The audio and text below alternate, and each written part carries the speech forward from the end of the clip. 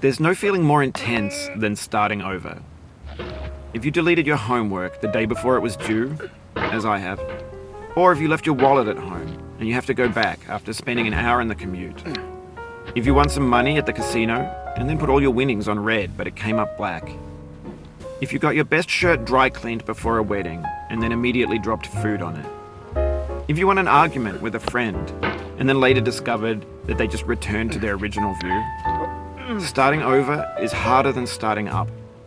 If you're not ready for that, like if you've already had a bad day, then what you're about to go through might be too much. Feel free to go away and come back. I'll be here.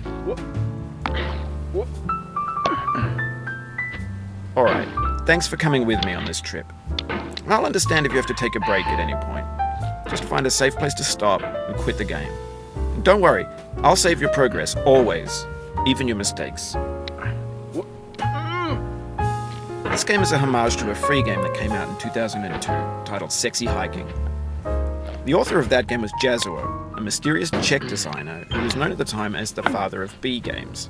And B games are rough assemblages of found objects. Designers slap them together very quickly and freely, and they're often too rough and unfriendly to gain much of a following.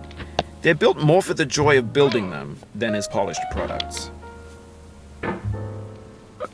In a certain way, Sexy Hiking is the perfect embodiment of a B game. It's built almost entirely out of found and recycled parts, and it's one of the most unusual and unfriendly games of its time. In it, your task is simply to drag yourself up a mountain with a hammer. And that act of climbing, in the digital world or in real life, has certain essential properties that give the game its flavor. No amount of forward progress is guaranteed. Some cliffs are too sheer or too slippery. And the player is constantly, unremittingly in danger of falling and losing everything.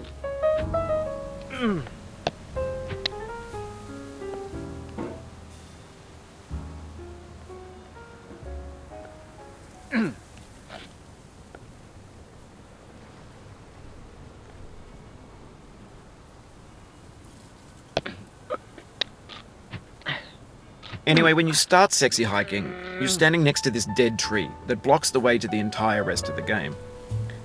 It might take you an hour to get over that tree, and a lot of people never got past it. You prod and you poke at it, exploring the limits of your reach and your strength, trying to find a way up and over. And there's a sense of truth in that lack of compromise. Most obstacles in video game worlds are fake. You can be completely confident in your ability to get through them once you have the correct method or the correct equipment or just by spending enough time. In that sense, every pixelated obstacle in Sexy Hiking is real. The obstacles in Sexy Hiking are unyielding, and that makes the game uniquely frustrating. But I'm not sure Jazuo intended to make a frustrating game. The frustration is just essential to the act of climbing, and it's authentic to the process of building a game about climbing. A funny thing happened to me as I was building this mountain. I'd have an idea for a new obstacle, and I'd build it, test it, and it would usually turn out to be unreasonably hard. But I couldn't bring myself to make it easier. It already felt like my inability to get past the new obstacle was my fault, as a player rather than as a builder. Imaginary mountains build themselves from our efforts to climb them, and it's our repeated attempts to reach the summit that turns those mountains into something real. When you're building a video game world, you're building with ideas, and that can be like working with quickset cement. You mold your ideas into a certain shape that can be played with, and in the process of playing with them, they begin to harden and set until they're immutable, like rock. And at that point, you can't change the world. Not without breaking it into pieces and starting fresh with new ideas.